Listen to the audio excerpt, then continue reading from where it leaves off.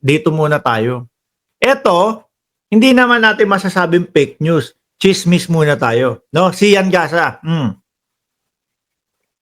Alam ko, yung iba sa inyo, madami nang nakaano dito. Nakapanood. Oh. Siyempre, di ko na-insure. Bro! Oh. Ayan. No? Alam nyo naman, pambansang marites itong si Sian Gasa, mga bossing. At alam ko, madami nang nakapanood dito. Meron lang tayong portion na i-highlights natin. Dahil kung bubuin natin to, for sure yung iba mababagot na. Di ba? Doon tayo sa portion na sinasabi niya na may nagtaksil na anak kay dating Pangulong Duterte. Ano? Ano ba? I don't know. Oh. Bottom line, they're stating, hindi safe bumalik sa Pilipinas. Eto na pala yun. Ang galing ng Team MR mag-edit, doon na mismo, rumekta na agad, di ba? Rumekta na agad, mga bossing. Hindi safe bumalik sa Pilipinas. Yun ho yata yung sabi, mga kababayan, nung circle of lawyers ni dating Pangulong Duterte. Huwag kang babalik, no? Dahil meron issue ng warrant para sa'yo. Pwedeng mag-ikot-ikot ka muna. Sa labas ng bansa ng Pilipinas. Ganyan muna, no? Walking ka sa ibang bansa muna. Huwag kang babalik at merong warrant para sa'yo. At isa din, si Bato de la Rosa na nakatanggap nakaalam nung warrant of arrest na yun. Kaya lang si Bato, ewan ko, siguro parang ang pagkakaintindi ko sa reaksyon o sa aksyon ni Bato de la Rosa, dyan muna kayo, dito muna ako. No? Tapos sabay namatay na yung cellphone, parang iniwan yung si dating Pangulong Duterte sa ere, di ba? Bilang isang matanda at lagi mong isinisigaw sa sambayan ng Pilipino na loyal ka kay dating Pangulo, baka kung ako nasa posisyon mo, mag-volunteer pa ako Kausapin ko na yung asawa at anak ko. Wala tayong magagawa, no? Para sa bayan. O para kay dating Pangulong Duterte, lalo na matanda na yun, sasamahan ko. Mananalo tayo dito. Ganun. Si Bato, wala Pagkasabi, dito muna ako, may asikasuhin ako, sabay na off na daw yung cellphone. baka kasi kulitin sila ni Hanilet, no? Bato, nandito yung pangalan mo. Sama mo naman ang mister ko o yung si dating Pangulong Duterte, baka kulitin daw. Di ba? Kaya siguro, in-off na yung cellphone. Mauutak yung mga yan The fact na merong sumisingaw na balita. Okay. Na meron kang ICC warrant. Tatandaan nyo, pag may usok, may apoy. Pag may usok, may apoy. Hindi ba to yung sinasabi niya, Tama. So, nangalap ng impormasyon yung mga group of lawyers. Legit pa talaga yung warrant? Legit pa talaga? Wala sila makuha confirmation Pero ang pinupoint out nila, kung merong usok, may apoy, at hindi ka safe umuwi ngayon, eto na ang plot twist. Tsaka pagka nakikinig sila sa gobyerno, nalilito sila no? Yung gobyerno, pagkakaalala ko doon sa mga sinabi ni Attorney Claire, no? Meron pong mga naririnig-rinig, nabwisit yung mga DDS dito. Putragis kayo, sabi ng mga DDS. PCO kayo, tapos babase kayo doon sa naririnig-rinig. Siyempre, no, baka pagka nalaman na agad nila, hindi na uuwi ang dating Pangulong Duterte. Wala na, di ba? Siyempre, yung mga ganyan, sabi nyo nga, grandmaster si dating Pangulong Duterte, pero mukhang na-checkmate dito. Di ba?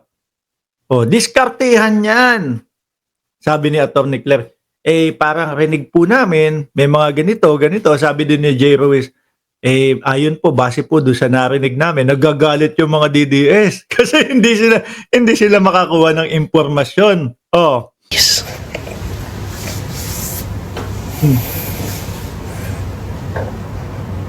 Nakakapit ka na ba?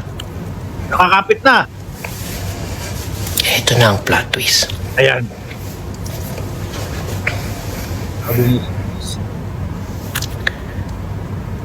May nakialam na anak. Ayan na. Ngayon, may nakialam na anak. Sumalungat doon sa mga lawyer. Eh, sino lang po ba ang anak ni dating Pangulong Duterte? Si Kitty, no? Si Baste, si Pulong, no? At si Inday Sara Duterte. Iniisip ko, kung si Baste naman, malabong pakinggan naman yun eh. Mukhang ano lang naman yun eh. Mukhang tambay sa kanto lang yung mga pinagsasasabi ni Baste eh. No? Sumunod na inisip ko, si Pulong Duterte naman. Kasi di ba siya ba yung pinakakuya? Hindi ko alam 100%. Pero mukhang siya yung pinakakuya, no? Kung si Pulong naman, pwede. No? Kumbaga, ako ang pinakakuya dito, etc. Iniisip ko naman, si Inday Sara Duterte, pwede kasi mukhang may authority naman siya doon sa pamilya nila. Mukhang At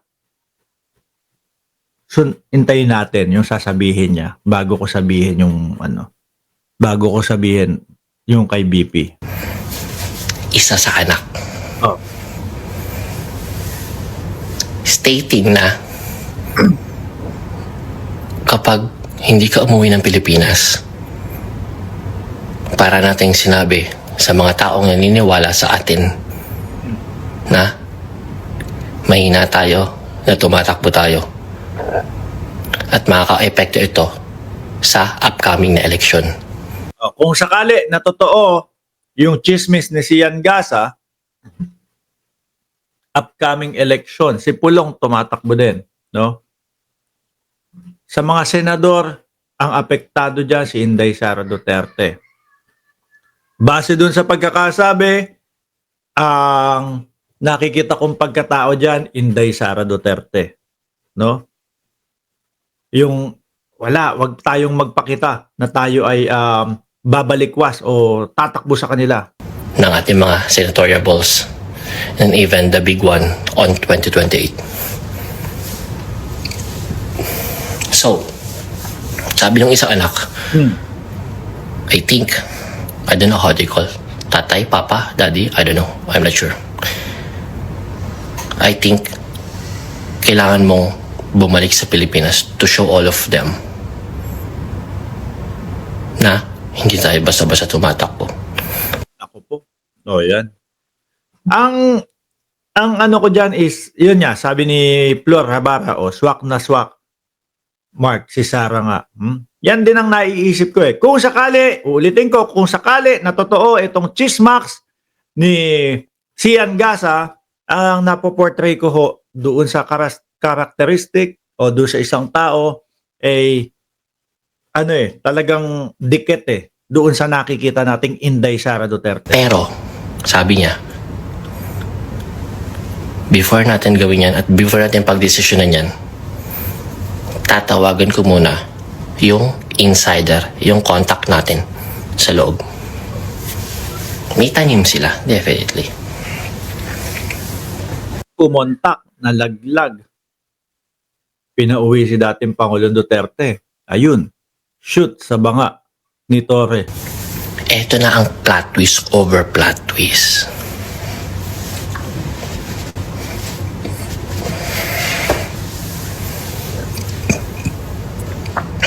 Ready ka? Tagal naman ito si Sian Gasa. Ang tagal, okay? Ano ba? Baka di mo kayanin. Baka isipin mo, Netflix yung pinapanood mong kwentutan. Tinawagan na yung contact sa loob.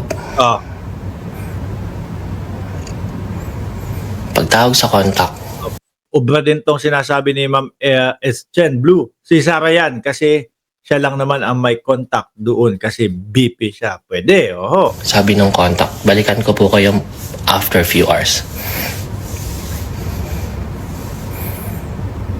Bumalik after few hours. Hindi po totoo yung warrant. Naku! Propaganda lang po ito.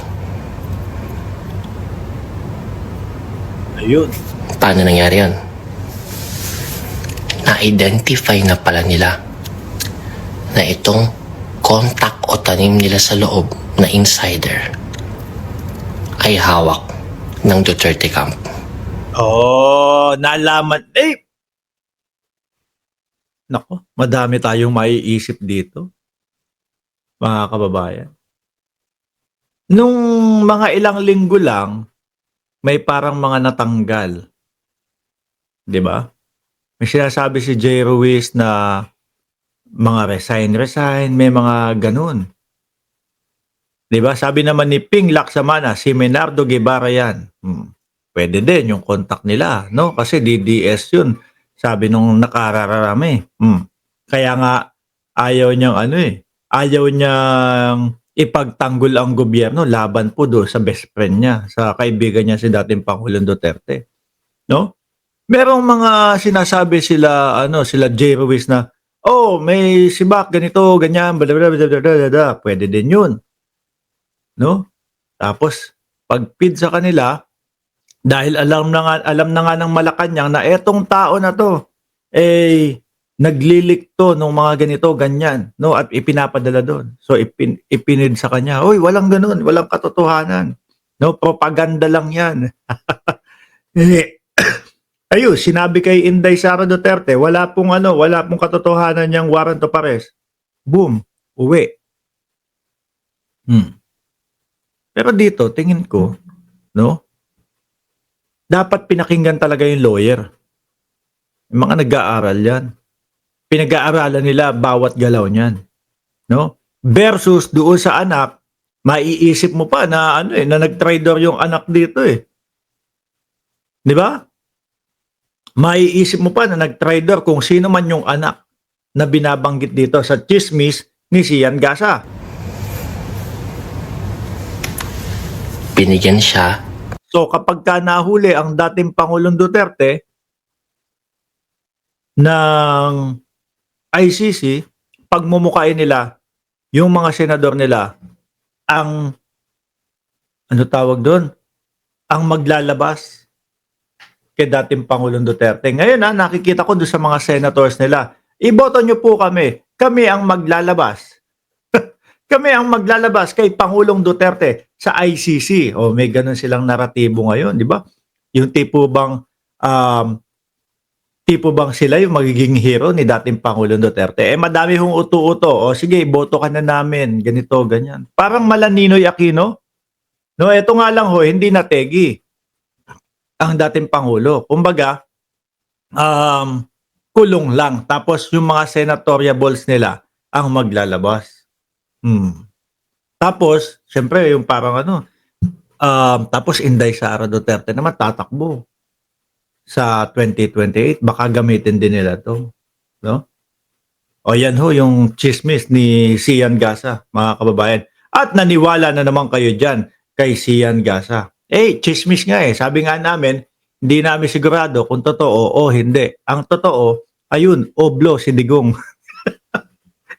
Yun lang ang katotohanan, Oblo si Digong. At yung kay Bato de la Rosa, imbis na samahan ng dating Pangulong Duterte, siya na mismo ang nagbanggit, nakasama ang kanyang pangalan doon, bakit hindi sumama?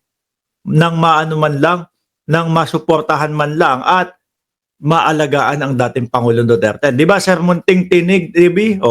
Shout out daw po sa inyong lahat, sabi ni Sir Munting Tinig TV, at pakisuportahan po ang kanyang channel. Pakipindot po yung subscribe button sa kanyang channel.